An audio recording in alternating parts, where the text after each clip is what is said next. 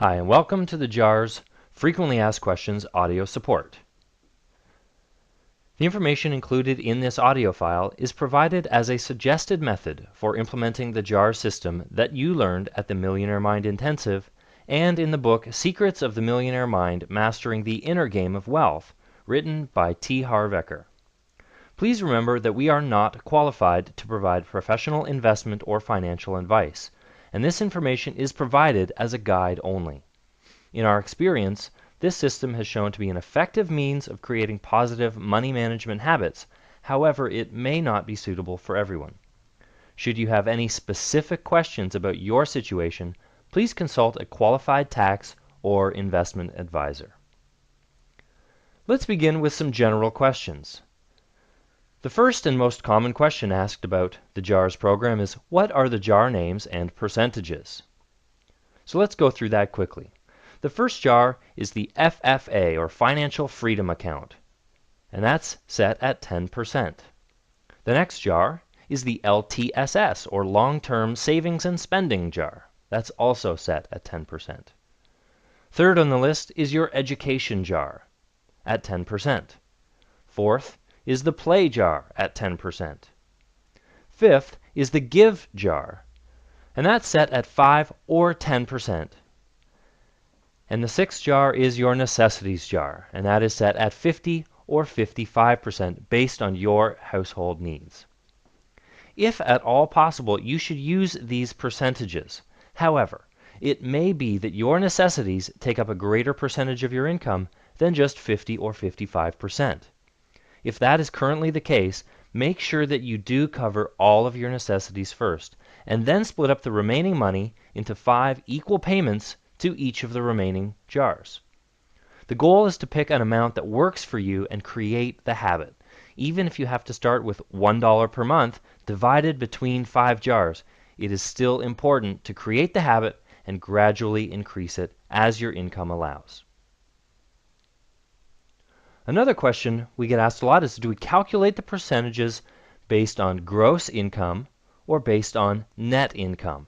And the answer to this one is very simple. Calculate all of your percentages based on your net income after taxes are taken off. Another question that we get is from people who have a large income, and they ask, do I have to split the whole thing up? And the answer, of course, is yes. Having a large income just means that you'll have a large play account, a large financial freedom account, etc., etc. Hopefully, you'll be able to put even more in your financial freedom account and be able to reach financial freedom that much sooner. The next question, how do you manage your money if you're living off of your savings? Well, if you have a substantial savings, you would still use the JARs, and congratulations for having it. Also, be sure to look for a passive income source. If you have a small savings from which to live, of course, use smaller amounts, but still use the JARs. It's still the habit that you need to have. You know, passive income can be added to regular income and split into JARs, or just put your passive income into your financial freedom account. A passive income business can become primary income and then be split up into your JARs. So what if you're retired or retiring soon?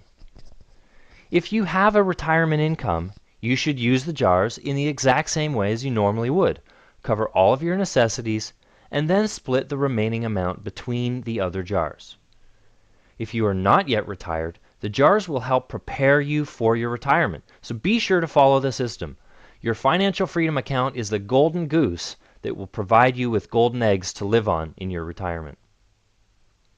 Now, a lot of people have credit card or other consumer debt, and they ask, what do I do with those?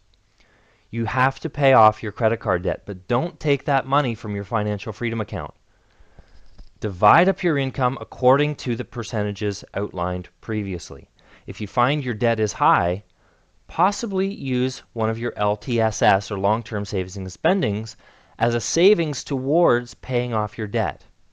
You may have to postpone something special, something you'd like to purchase, until your debt is down or gone in order to make that happen. Once the debt is gone, then you can use your long-term savings and spending for your desire. If your necessities are high, you still want to take a specific dollar amount and split it among your jars. It is most important to create the habit. Now, one option for eliminating debt is to pay the smallest debt off first. Make sure that you pay the minimums on all of your other debts, though. Once your smallest debt is paid off, you can then take that amount and add it to the second debt that you've already been paying your minimum on, because you are in the habit of making that payment. It's already been assigned. Then you can double up the payment on your second lowest debt load. And keep doing that until all of your debts are paid off. When the second one is paid off, add that total amount that you were paying to the minimum payment on your next lowest debt. Also, you can call your credit card companies and ask them if they will lower your minimum while you're in the process of paying off your debts. And you can also ask them if they will lower the interest percentage on your credit card. Now, a lot of people ask, do you have to follow the JARS system exactly? And there's no right or wrong way to use the system. The most important thing is that you use it. If your necessities are more than 50 or 50% of your income, make sure that you pay those debts off first and then split the rest up between the jars equally. In some cases, you may need to start with a small amount. Like I said, you can put in just $1 and split it up between the 5 jars. But start with an amount that you can absolutely count on every single month so that you create the habit and develop your money management muscles. Then you can increase the amount as your financial situation improves. It is a powerful habit that will help you in the long run. Salary people sometimes ask, well, I get paid twice a month, and the first thing I do is pay myself my financial freedom 10%. Then I deposit to my necessities jars and then to the other 4 jars. And they ask, is that the right format? Now listen, Harv believes in paying yourself first, and the 90-Day Wealth and Conditioning book reinforces that. But take care of all of the jars when you get paid.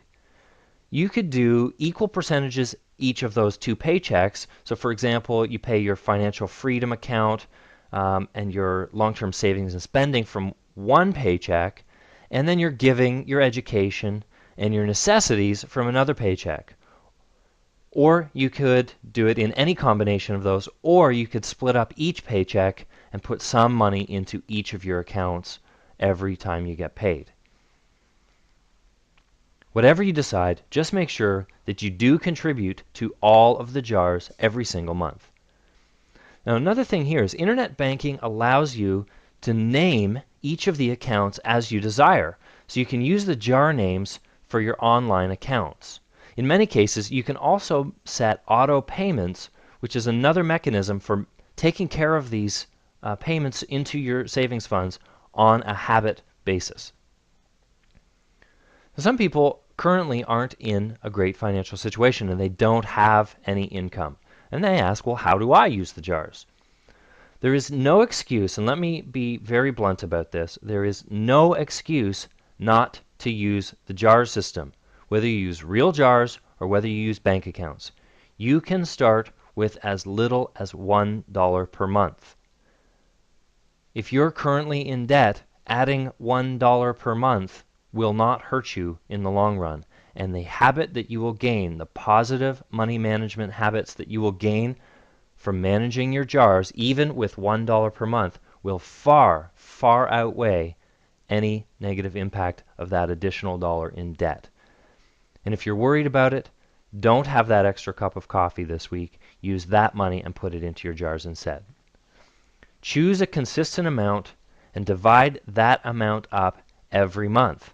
Once you commit, you will see more and more money coming in, and then just increase the amount as you can. The key is to start. Remember, the jars are a very visual way to save and to manage your money. If you prefer, you can set up those bank accounts I was talking about, and you can pay your bills out of those accounts. When your credit card bill comes in, you can then take the money from the appropriate jar or the appropriate account and pay the related items on the bill. So that leads me to the next question. Do I have to use real jars? There is no rule saying that you have to use real jars.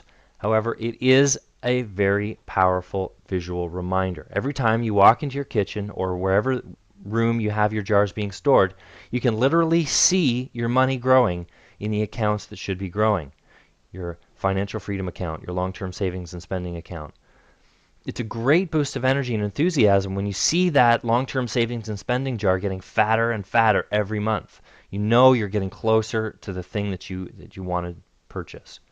If you do your banking on the internet, you should be able to create the additional bank accounts and rename them for each of your jar names.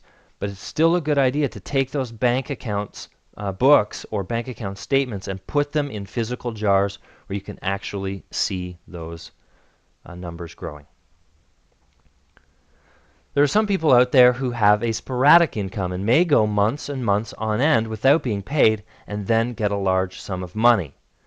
So for those of you who are in this situation, you actually want to choose an amount that you can use on a consistent basis, which may be just $100 a month, and divide that money up into the jars. And so you have it in holding pattern.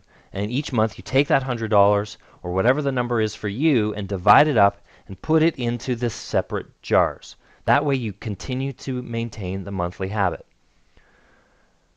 Then, when you get each of your bulk payments, you'll have a large deposit that you can then use and separate into larger amounts and divide up among the jars. Now, remember, when you get that large sum of money, 10% of that large sum of money is the same as 10% of a smaller amount of money more often. So take the 10%, put it in your financial freedom account. Put 10% in your long-term savings, 10 in your give, 10 in your education, 5 to 10 in your give jar actually, and 50 to 55% in your necessities jar. The key is to make sure that all of your necessities are covered during the dry periods so that you're not tempted to take money out of your other jars if you happen to come across some need during one of the dry periods.